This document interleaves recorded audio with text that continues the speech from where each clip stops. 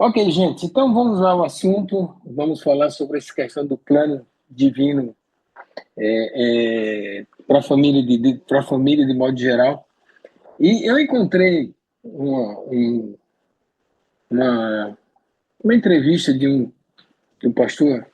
O nome dele acho que é Paulo Borges. Ele não é do Verbo da Vida, é de outra denominação, mas ele fala alguma coisa bem interessante com relação à igreja e à família.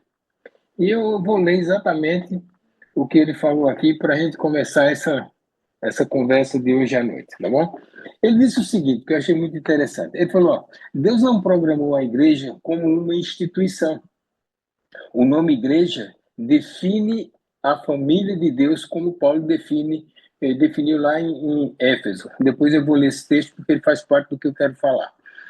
E ele falou, sem a consciência de família, não é igreja. Lembrando que toda igreja, pelo menos eu creio que 99%, começa com uma família, começa numa casa, né? A maioria é sempre assim. Então ele continua dizendo aqui: Deus não prometeu para Abraão abençoar ministérios, departamento, uma visão missionária. Ele disse assim: Eu te abençoarei e em ti serão benditas todas as famílias da terra. Olha que bênção. Então, a igreja, ela não é uma reunião de indivíduos a ser abençoados. A igreja é um ambiente onde a família se encontra com um propósito. O mundo não foi criado por Deus querendo ser pai, mas o mundo foi criado por um pai que usou o seu poder para formar uma família. Eu gostei dessa isso que o pastor falou aqui, achei bem interessante e achei que ele cabe bem no que a gente pode falar hoje à noite sobre a questão da família, ok? Então, para nós começarmos, se você gosta de abrir a sua Bíblia, que deve gostar bastante, né? Efésios capítulo 3, no verso 14, diz o seguinte, Efésios, vou dar um tempo para que você possa abrir e acompanhar, 3, 14. Por causa disto, me ponho de joelho perante o Pai do nosso Senhor Jesus Cristo, do qual toda a família nos céus e na terra toma o nome. O que eu acho interessante nesse texto é porque Paulo deixa bem claro que existe uma família no céu. Preste atenção, existe uma família no céu. E ele fala, e também existe uma família na terra. O interessante em tudo isso é que a gente vai encontrar nas escrituras, em vários textos da Bíblia, Deus sendo nomeado como pai, e você vê até ele na hora do batismo de Jesus, por exemplo, ele fala, ouviram aquela voz do céu, e o próprio Deus falou assim, este é meu filho amado, em quem eu tenho alegria, em quem eu tenho prazer. Outras versões dizem quem a ele ouvi, em outro texto, que lá no caso da multiplicação lá do vinho e tudo mais. Então, ele sempre se revela como um pai e falando a respeito do seu filho. Então, você vê, pai, filho, né? Nós vamos chegar numa coisa mais adiante. E quando você olha no contexto de céu, você vai ver que tem, além do Pai, do Filho, do Espírito Santo, nós também temos anjos. Muitos anjos trabalhando em prol dessa família que está aqui na Terra. E eu quero só abrir um parênteses, que é algo que tem mexido muito comigo, não tem muito a ver com o assunto, mas eu vou voltar para o assunto. Mas eu tenho observado essa questão do abandono da fé. Né? Nesses últimos dias, nós vamos encontrar muitas pessoas se estão abandonando a fé, é porque são pessoas que, naturalmente, ou provavelmente tenham sido cristãos, que já conhecem a palavra, conhecem a fé em Jesus. Então, a apostasia dos últimos dias, desse abandono da fé cristã, é uma coisa que tem me preocupado bastante recentemente. E quando eu fiquei eu vendo aqui no livro, capítulo 1 de Ezequiel, capítulo 10 de Ezequiel, capítulo 4 do livro do Apocalipse, eu encontrei uma coisa bem interessante, que existem seres viventes, e anjos, e lá no céu mostra claramente esses querubins, esses serafins e tudo mais. E tem uma característica bem interessante. Ele fala que eles tem uma forma que está sempre acompanhando o querubim, que tem as quatro faces, e eles estão cheios de olhos por dentro, por fora. E eu fiquei pensando, eu digo, olhos, olhos. E de repente um texto lá do Provérbios, capítulo 15, verso 3, diz assim: os olhos do Senhor estão em todos os lugares, contemplando os maus e os bons. Então, o que eu queria deixar claro aqui, eu fiquei pensando sobre isso, eu digo, gente, existem muitos olhos nos olhando. Muitos olhos nos olhando. E como a gente será julgado como igreja pelas coisas que nós estamos praticando como crente aqui na Terra, então eu quero dar um alerta para todo crente. Vigia. Vigia, irmão. Por quê? Estão olhando para você.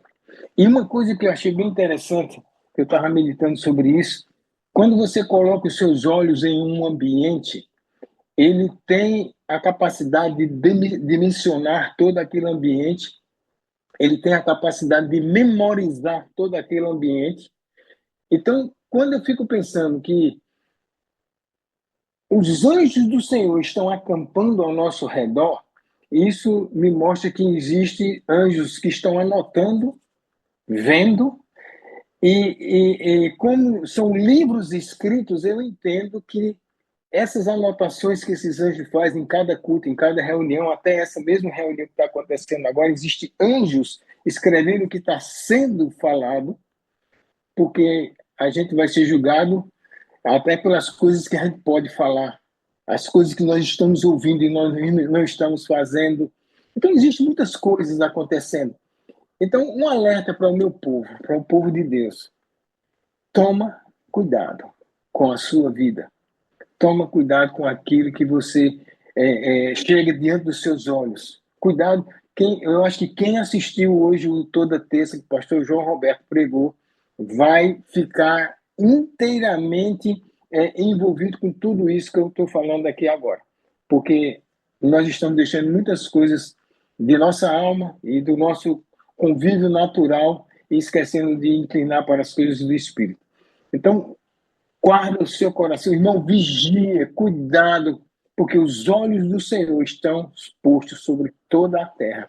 Existem muitas formas de Deus ver as coisas, então nada vai passar despercebido. Então, é um alerta para nós, saber que qualquer coisa que nós estivermos fazendo, pode ser que ninguém está vendo, mas existem milhões e milhões de outros olhos que estão vendo e você nem imagina. E eles estão escrevendo, eles estão anotando. Mas guarda o teu coração, irmão. Em nome de Jesus. Amém? Guarda o teu coração. Vamos voltar aqui para o nosso texto. Nós encontramos também lá no livro de João, no capítulo 1, no verso de 1 a 3, onde a palavra de Deus fala que no princípio era o verbo estava com Deus e o verbo era Deus. No princípio, o verbo estava com Deus, o filho estava com Deus. Então você começa a ver essa questão da família. E quando nós vamos lá para Gênesis capítulo 1, bem claro, ali no versículo 26, você vai encontrar onde a palavra de Deus diz claramente, Deus, o Espírito de Deus e o próprio Jesus estavam nesse momento da criação do homem, aonde ele diz, façamos. A palavra está no plural, façamos o homem conforme a nossa xerox, conforme a nossa cópia exata. E o interessante é que ele fala no versículo 26 que Deus os criou, a espécie, na realidade, eu sempre gosto de enfatizar isso, que assim como existe espécies de outros animais, ou espécie de cobra, espécie de vacas, cada um tem suas espécies de gato, de cachorros e tudo mais. Então, Deus criou uma espécie chamada homem, não no sentido masculino, mas uma espécie chamada homem. E dentro dessa espécie chamada homem, é tanto que tudo quanto se trata na Bíblia que fala a respeito do homem, está falando tanto do homem macho como da mulher, ou seja, o sexo masculino e o sexo feminino. Então, o homem que tem o macho e o fêmea, a fêmea, Deus os fez conforme a sua xerox. Então, isso está dizendo uma coisa bem interessante para mim, que se tem um pai, se tem um filho, tem que ter o quê? Uma mãe. Tá? Eu não estou dizendo que o Espírito Santo é uma mulher. Eu estou dizendo que se é uma cópia daquilo que Deus criou, na família, como Paulo falou, a família que está no céu e a que está na terra, e contexto de família não são pessoas do mesmo sexo, não existe isso diante de Deus, então tem que ter um macho, tem que ter uma fêmea e tem que ter os filhos. Então, Deus criou conforme o que está escrito. Então, voltando, como no céu não existe sexo, até a própria palavra diz que quando nós formos para lá, nós seremos como os anjos, nem casa, nem se der em casamento, mas existe uma figura materna no céu, que é muito interessante, e a gente vai destrinçar um pouco sobre as funções, as aptidões do Espírito Santo, mas que fique claro, se é uma cópia do céu, essa coisa tem que funcionar aqui na Terra. Então, até quando o Senhor deu as instruções para Moisés fazer o tabernáculo, ele disse, faça conforme o que eu vou te mostrar, ou conforme o que está no céu. Tá? Então, se existe uma família no céu, como Paulo fala aqui, essa família que existe aqui na Terra, ela tem que estar no mesmo padrão da família do céu.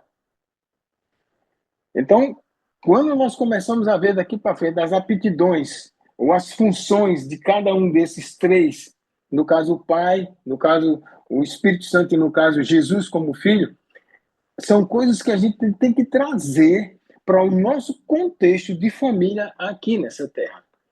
Então, estamos falando de um plano que Deus tem para a família.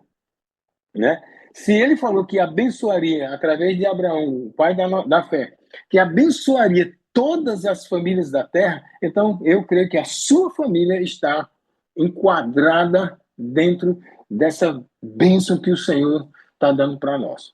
Eu sei que existem muitas famílias que não estão fora da bênção porque eles não têm, talvez, a revelação da palavra, ou se tem, não querem, mas a bênção foi distribuída para todo mundo.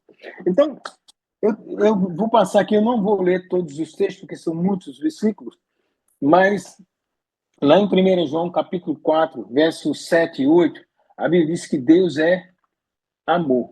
Então, uma das primeiras qualidades de Deus, a essência do próprio Deus, é que Deus é amor.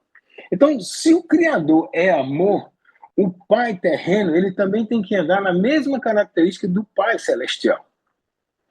Então, um homem, dentro do contexto de uma família, ele tem que entender que ele tem que amar. Por isso que a palavra de Deus deixa claro, a palavra de Deus deixa bem claro. Maridos, amem as suas esposas, assim como Cristo amou a igreja. Assim como Deus, que amou o mundo de tal maneira e entregou o seu filho. Então você vê que todo o contexto mostra um Deus de amor. A própria palavra diz que Deus é amor. Então, homens, você que é casado e está dentro do contexto de uma família cristã, você tem que desenvolver essa qualidade. Na realidade, a Bíblia diz que o amor foi derramado, ou seja, o amor está dentro de você. O amor faz parte da natureza de Deus que está dentro de você na pessoa do Espírito Santo. Então, quando Deus soprou o fôlego de vida, a essência de Deus dentro daquele fôlego tinha o amor. Tinha a própria essência de Deus, que Deus é amor. Então, se você não ama, você nem conhece Deus. Então, é uma advertência que eu estou dando para os homens. Amem incondicionalmente. Seja esposa, filho, inimigo, seja lá quem for. Nosso papel é amar, tá? Assim como Deus. Nós encontramos também uma outra coisa interessante, lá em 2 Crônicas 20, que Deus é um Deus que proporciona alegria. Aí te vê quando Josafá estava voltando do campo de batalha, a palavra de Deus diz assim, que porque o Senhor havia dado uma grande alegria com vitória sobre os inimigos. Então, o Deus é um Deus que proporciona alegria. Então, se somos xerox, imagem de Deus, contexto de família, maridos, você deve ser uma pessoa alegre. Deve ser uma pessoa divertida dentro da sua casa. Você deve transmitir essa coisa gostosa que é a alegria dentro do contexto de família. Amém? Uma outra qualificação de Deus está lá em Salmo 91, diz que ele é a segurança, pois ele livrará você do laço do passarinheiro, da peste perniciosa. Então é um Deus que traz segurança. Então nosso papel como líder da família é trazer segurança para a sua família. Não trazer medo, não trazer dúvida, questionamento, mas trazer segurança para a sua própria família. Uma outra característica de Deus, ele é um Deus supridor. Nós encontramos lá em Filipenses capítulo 4, verso 19, que diz que o meu Deus, segundo as suas riquezas em glória, há de suprir cada uma das vossas necessidades.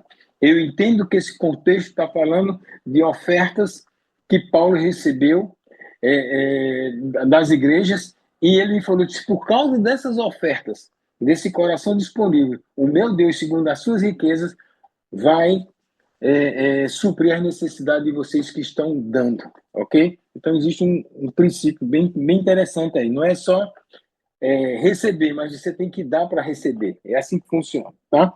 Um outro texto interessante que está lá em Êxodo 34, fala que é um Deus que ele é zeloso. Ele zela pela sua família. Então, nós também, como homens, líderes de nossos lares, nós também temos que entender que temos esse papel de zelar, cuidar da nossa família. Salmo 46:1 diz que ele é o socorro bem presente na hora das tribulações, das angústias que aparecem diante de nós. Então, você, homem, saiba disso, você é socorro para a sua família. No Salmo 66:7, diz que ele governa sobre as nações e sobre as famílias eternamente.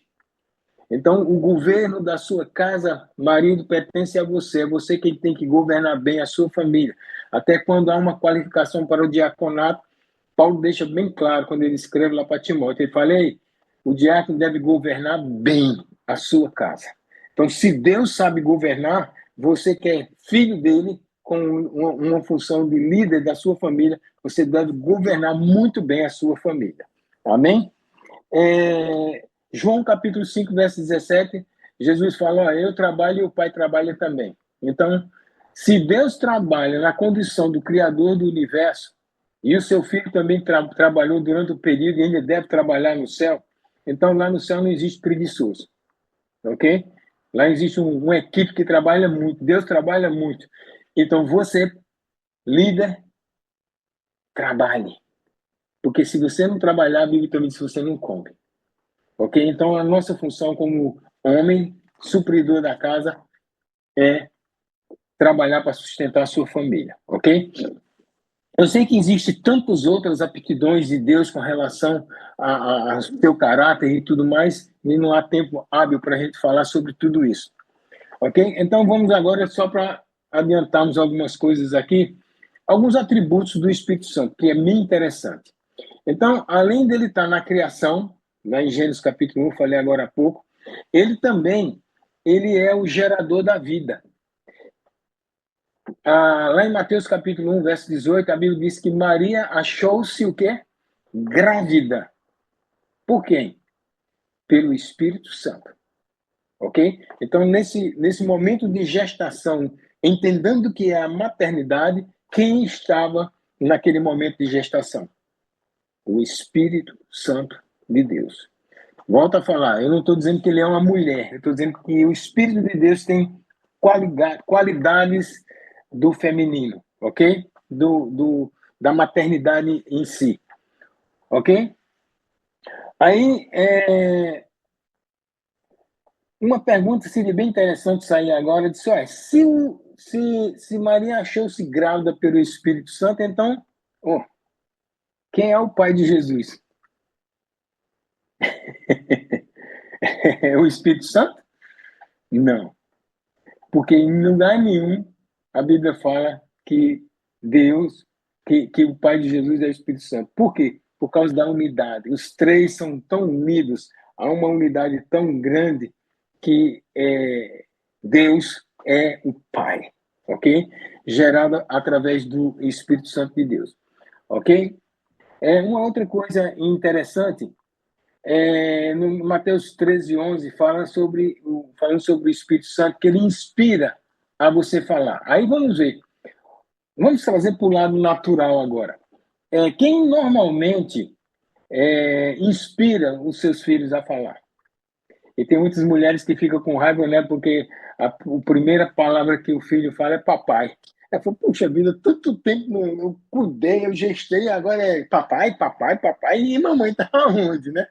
Então, de fato, a mãe ela tem essa habilidade para colocar o seu filho para começar a falar, inspirar ele a falar. Então, é uma habilidade de uma mãe. Uma outra coisa que está lá em João 14, ele fala que, além do Espírito de Deus cuidar da gente, ele consola, orienta, traz lembranças. Então, eu sempre gosto de falar assim que quando um pai viaja, né, ele deixa as instruções para a mãe a respeito dos filhos, de como administrar essa situação. Aí o filho vai e faz uma besteira lá, né? Aí a mãe diz: lembra do que o seu pai falou? Então o Espírito de Deus ele tem essa habilidade de nos trazer a lembrança das coisas que Deus nos falou, assim como uma mãe. Uma outra questão bem interessante quem é que cuida dos filhos na ausência do pai? É a mãe que cuida. É a mãe que amamenta, é a mãe que. Eu já vi tanta coisa engraçada na internet de homens tentando né, trocar a fralda de criança e começa a dar aquela ânsia de vômito, de coisa esquisita, porque não estão acostumados. E eu, graças a Deus, quando os meus filhos eram tudo pequenos, eu fazia essa parte, porque a minha esposa, gêmeos, e aí aquela condição de cirurgia e tudo mais, quem é que tinha que cuidar? Era eu e depois a minha sogra que chegou, que me ajudou bastante, graças a Deus. Então, quem é que tem essa aptidão de cuidar dos filhos? É a mãe. Então, o Espírito de Deus, ele tem essa aptidão de cuidar dos filhos de Deus aqui na Terra. Ele está aqui na Terra para cuidar da gente, ok? Uma outra coisa, ele consola. Quem normalmente traz o consolo nos momentos de dificuldade dos filhos é a mãe. É a mãe que está lá sempre para trazer o consolo para os filhos. Quem é que dá as orientações? Normalmente, a mãe. Porque normalmente o pai sai para trabalhar, e dependendo da situação de cada família, mas vamos supor que a esposa não trabalhe e tem os filhos lá para cuidar, para escola e tudo que envolve a criação de filhos. Então você vê claramente que a mãe ela tem esse papel. Então, assim, o Espírito de Deus também tem esse papel dentro do contexto de família, ok? De estar sempre lá cuidando, consolando, orientando. Uma outra coisa que a própria Bíblia fala que é um papel do Espírito Santo, que ele nos faz lembrar do que foi dito. Então, tem coisas que às vezes você está passando uma situação difícil e quando você deposita a palavra dentro de você, naqueles momentos de dificuldade, o Espírito de Deus traz a sua lembrança, as coisas que você leu na palavra, o que o Senhor falou com você, que estão depositadas dentro de você. Então, traz a lembrança. A mesma coisa em contexto de família também. A mãe, de vez em quando, traz lembranças aos filhos, instruções que já foi dada, que ela até pode já ter passado alguma vez para os filhos, e os filhos não estão nem aí. Mas ela fala, ei, você lembra disso, disso, disso? Tá vendo como é que foi? Não foi melhor? Foi. E aí conduz a criação do seu filho. Outra coisa que é bem interessante o Espírito Santo ele é um professor, né? ele ensina. E normalmente, infelizmente, a maioria das vezes, quem é que ensina as crianças quando ela volta da escola? A mãe. Ela vai ter que fazer a faculdade do filho todinha de novo, porque o filho chega com as lições, às vezes tem dúvidas sobre aquilo, quem é que vai ajudar a fazer aquelas lições de casa? A mãe. Então, o Espírito de Deus ele tem essa habilidade de também nos ensinar, de ser o nosso professor, ok? Uma outra coisa bem interessante aqui, João 3,8 diz que o Espírito de Deus nos guia. Quem vai nos orientar durante o nosso período que estamos naquela fase que já passou do bebezinho, que já começa a andar e tudo mais, já começa a entender algumas coisas, falar algumas coisas? A mãe. E o Espírito Santo ele tem essa habilidade de nos guiar, de nos orientar conforme Deus vai dando as instruções, coisas que o que eu gosto na palavra é aquele texto que fala que o Espírito de Deus conhece as profundezas de Deus e ele vai revelar quem ele quer. Então, se o Espírito de Deus conhece as profundezas de Deus, imagina só o que ele pode revelar para você, ok? É instruções divinas. Por isso que você precisa ler a palavra e guardar dentro de você. Outra coisa bem interessante, João 14:17 fala que o Espírito nos leva ou nos orienta à verdade. Seria um conceito de família muito deteriorada se uma mãe não falar a verdade para o seu filho. Eu acho que ela vai entrar num parafuso dentro da criação se ensinar mentira para o seu filho. Mas pelo que eu conheço, as mães, elas não vão querer ensinar mentira para o seu filho. Principalmente uma mãe cheia do Espírito Santo. Vai sempre querer falar a verdade. Então, o Espírito de Deus tem essa habilidade materna de falar a verdade para nós como filhos de Deus. Uma outra coisa é interessante. A Bíblia diz lá em Atos 1:8 que o Espírito de Deus é o poder. E eu fiquei pensando ali que o Espírito Santo é um poder, deixa eu ver o que, é que uma mãe pode fazer nessa questão de um poder. Eu já vi tantos fatos, meu irmão, de mães que nem sabiam nadar, mas quando viram os filhos morrendo afogado num lago, ela pulou dentro para tirar o filho. Ela não mede esforços para tirar o seu filho de uma situação de apuro, ou até de quase morte, né? Então, o Espírito de Deus, ele tem esse poder de agir no momento em que a gente não tem habilidade nenhuma e que a gente não tem condição nenhuma. Ele tem esse poder para estar lá, naquele momento, para nos ajudar. Então, se uma mãe pode fazer isso, imagina o que o Espírito de Deus pode fazer.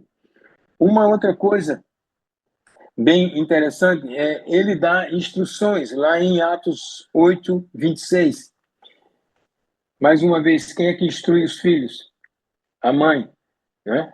Ela tem mais tempo para isso do que o pai, apesar de que o pai não pode ficar isento da criação dos filhos.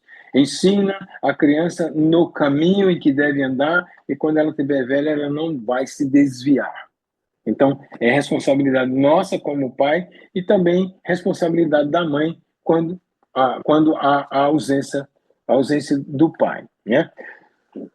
Uma outra coisa bem interessante, Atos 16:7 fala que o Espírito de Deus ele permite alguma coisa ou ele impede alguma coisa.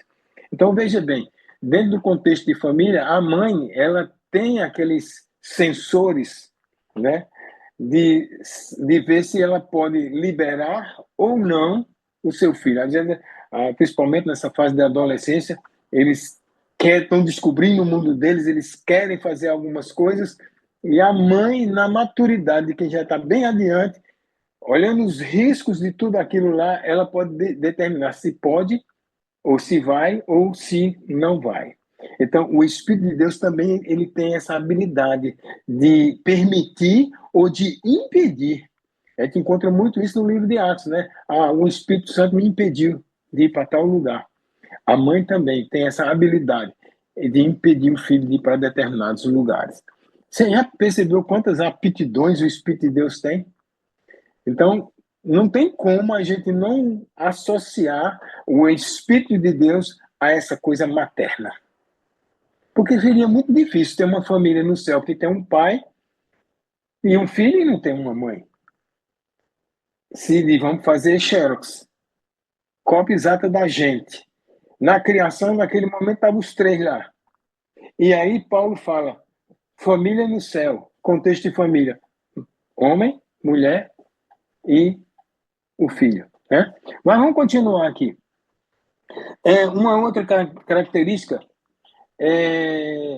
lá em 1 Coríntios 2:10, que a gente já leu esse texto aqui, ele conhece a intimidade. Deus, o Espírito de Deus conhece a intimidade. E a mãe também, ela deve ser participante, ela sabe, especialmente quando está tratando com as filhas, ela já tem aquela intimidade com as filhas para dar certas instruções, porque as filhas estão crescendo, estão amadurecendo, estão vendo coisas que não estão dentro do contexto de família, e é a mãe que vai chegando naquele momento ali para dar as instruções e dizer, filha, eu te conheço, eu sei como você é por dentro, eu sei seu coração, não faça isso, não faça aquilo. É um papel que o Espírito de Deus também tem. Outra coisa, Efésios 4:30 fala para não entristecer o Espírito Santo. Então, isso quer dizer que o Espírito de Deus ele também pode entristecer quando nós atribuímos alguma obra que é de Deus ao diabo, por exemplo. A Bíblia diz que isso é entristecer o Espírito. Então, muitas vezes, dentro do contexto de família, há situações em que nós podemos entristecer os nossos pais. Alguma atitude que nós possamos fazer que desagrada. Eu fico pensando, se eu como pai hoje, graças a Deus que eu não tenho essas condições, mas existem tantos pais hoje em dia que os filhos têm entristecido ele de tal forma que é como se tivesse uma grande mágoa no coração, uma coisa que está matando ele por dentro, de tristeza. Então, se a gente naturalmente sente tristeza por uma traição, por exemplo, ou uma conduta errada de um filho, você imagina o coração de Deus, o que ele também não pode estar sentindo, não é verdade? Então, podemos entristecer o Espírito Santo, sim. Romanos 15:30 fala também que o Espírito de Deus, ele tem e é amor, também como o próprio Pai. Isso aqui seria bem óbvio. Outra atribuição aqui, ele, em Isaías 11, ali nós vamos encontrar as atribuições do Espírito de Deus, que são os 7 Espíritos, os quais também estão lá em Apocalipse, capítulo 4, que é o Espírito do Senhor, o Espírito de sabedoria, espírito de inteligência, de conselho, de fortaleza, de conhecimento e do temor do Senhor. Irmãos, esses espíritos também a gente, como mãe, como pai, podemos estar instruindo nossos filhos dentro de um conselho sábio, abrindo a inteligência dos nossos filhos. Deixa eu só falar uma coisa para você, irmão. Nunca discipline o seu filho por uma coisa que você não ensinou para ele antes. Vamos supor que ele quebrou uma xícara e você vai corrigir ou até casos, né, de bater no filho porque caiu uma xícara no chão. Tu nunca derrubou uma xícara no chão? Não é verdade? Então, se você quer cobrar alguma coisa do seu filho, ensine primeiro a ele. Ensina o seu filho. Aí sim, uma vez que você ensinou, você deu as instruções, ele vai saber se comportar. Então, nunca exija do seu filho uma função ou como é que se diz? Uma tarefa que ele não pode executar se você não ensinou para ele. Então, você primeiro ensina, depois você cobra. Então, isso vai gerando inteligência no seu filho. Isso é o Espírito de Deus trabalhando no coração, tanto da mãe ou da família, como também na questão do próprio filho. A questão também do temer, o teu temor do Senhor sobre a sua vida, a questão do próprio espírito de sabedoria, dando sabedoria para o seu filho. Existem tantas coisas que a gente pode pensar nesse momento. Então, uma coisa que eu estava observando aqui, que, como eu falei, que o Espírito Santo, eu não estou dizendo que ele é uma mulher, mas que ele tem essa grande função de uma mãe. Porque na Bíblia você não vai encontrar em lugar nenhum Jesus chamando o Espírito Santo de ela. Mas você vai encontrar em vários textos da Bíblia, Jesus, eu até anotei um texto aqui, João 16:13, ele fala assim, ele, o Espírito da verdade. Então é ele, entendeu? Mas com habilidades e aptidões da maternidade, da questão da mãe, tá?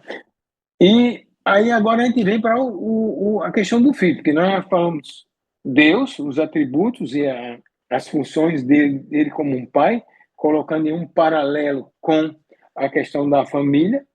Nós vimos a questão do o Espírito Santo de Deus com essa característica de maternidade, de cuidado com a gente, com a igreja de modo geral. E agora a gente tem a questão do filho, né?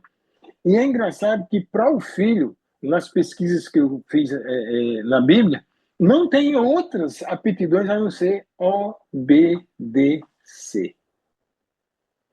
A Bíblia diz que Jesus foi obediente em tudo. Então, tudo que você pode imaginar, Jesus, ele foi obediente. Aí, lá em Filipenses 2:8, fala que ele foi obediente até a morte. Né? Obediente até a morte. Então, o Senhor falou uma vez comigo, ele falou, filho, obedecer pela metade é desobediência. Olha que bem interessante isso que ele falou comigo. Quando a gente obedece pela metade, nós estamos em obediência. Então, com Deus, não existe obediência pela metade. Ou você obedece ou não. Quem não é comigo é contra mim. Quem comigo não ajunta, espalha. Então, com Deus não existe essa coisa de meia ou metade de uma obediência. Eu vou obedecer pela metade. Isso não existe, ok? Então, filho, ele tem simplesmente essa condição de obediência, ok? Então, trazendo isso para o contexto de família, eu sei que tem tantas coisas para se falar sobre família, mas essa introdução, normalmente, eu não sei os outros professores, mas eu gosto de dar nas escolas para poder a gente ter uma base e saber o que vai ser falado lá na frente. Quando nós entendemos que o nosso papel como família na Terra, como homens e mulheres de Deus, eles estão atribuídos ao papel da Trindade no céu, a nossa vida fica bem melhor. A gente vai passar menos problemas. Por isso que eu gosto quando o Senhor falou comigo, filho, eu deixei a minha palavra para te poupar de problemas. Então, você imagina, problemas eu sei que muitas pessoas têm, mas quando a gente tem a palavra guardada dentro do nosso coração e experimentada, exercitada, irmão, nós não vamos ter problemas. Aí, de fato, quem vai ter problema é o diabo, mas você não. Amém? Então, guarda isso no seu coração, esse comparativo que eu fiz aqui, de você ser um padrão de tal forma que as pessoas possam olhar Deus em você. Entendeu? Eu sou uma família de 18 filhos. Eu sou o 17º da minha família. Então, muita gente na minha casa. Eu nunca vi meu pai falando alto com minha mãe. Nunca vi. Então, e nunca vi meus irmãos quebrando o pau de pontapé, de soco dentro de casa. Nunca vi. E meu pai, na época, não era crente. Minha mãe também não eram crentes. Eram tementes. Já numa fase já de idade, eles receberam Jesus. Graças a Deus, ambos estão no céu com o Senhor. Mas eu tive um exemplo de família. Então, eu posso ministrar com autoridade sobre essa questão de que uma família estruturada existe.